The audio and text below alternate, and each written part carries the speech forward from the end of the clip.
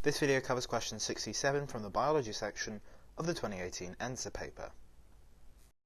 In this question, we're told about an experiment looking into the rate of oxygen bubble release from pondweed plants at various temperatures.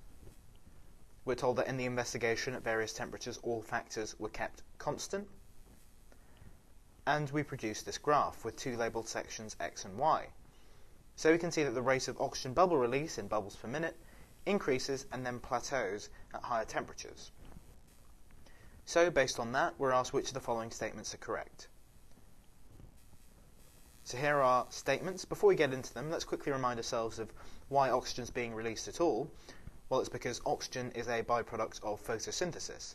So this experiment is essentially an indirect measure of photosynthesis, which is of course the generation of glucose and oxygen from carbon dioxide and water. Okay, so the first statement. In section X, that's the first section here, the kinetic energy of the molecules is increasing with increasing temperature.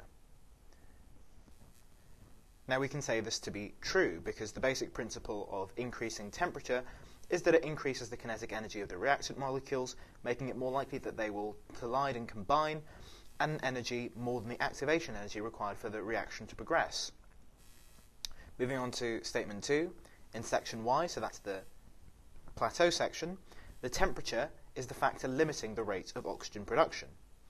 Now by definition we know this to be false because the temperature is increasing and yet the rate of oxygen bubble release is not increasing. Therefore, temperature isn't limiting the increase in the rate of oxygen release, it must be some other factor. The third statement is that in section Y, the plateau section, the plant's enzymes may have denatured. Now the denaturing refers to the changes to the three-dimensional structure of a protein that can occur when the temperature is too high, because that causes the bonds within the protein to break down. And that obviously has an impact on the rate of reaction because the enzymes are no longer functional. But if we look at our graph, there's no evidence that there's denaturing because the rate has not decreased. If some of the enzymes had denatured, then the rate would not be as high as it was earlier on.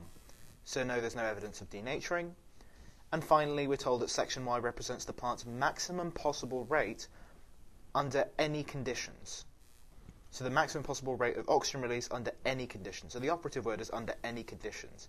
We're not told about all the conditions that could affect the rate of bubble production, i.e. the rate of photosynthesis. Because of course there are other factors like the intensity of light, because photosynthesis is a light-dependent reaction, and the concentration of CO2, which is another one of the reactants. If these were higher, perhaps we would end up with a higher level for our rate. So we could say that this is wrong because we're not told about all the conditions that may affect photosynthesis. So our answer is that only statement 1 is correct, and our answer is option A.